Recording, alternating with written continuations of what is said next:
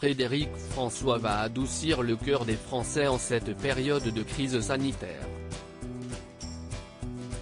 Le 13 novembre prochain, le chanteur de 70 ans dévoilera son nouvel album baptisé La Liberté d'Alzheimer, composé de 10 chansons inédites. Puis, en février 2021, il prévoit, si la situation le lui permet, de partir en tournée européenne jusqu'au mois de novembre.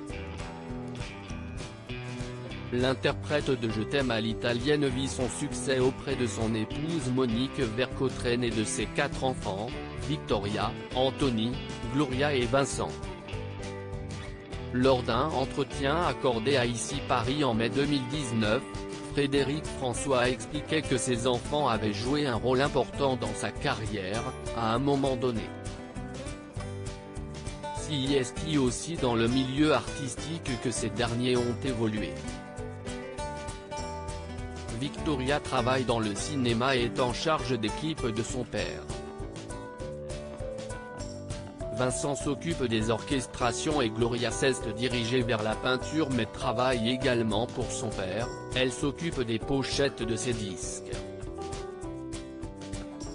Anthony quant à lui, est son régisseur.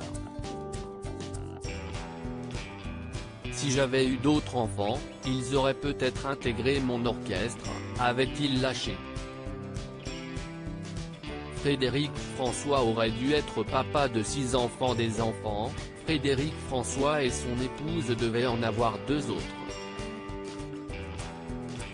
En effet, avant d'accueillir leur fille Victoria, Monique Vercautren était tombée enceinte de jumeaux. Mais ils n'ont pas survécu.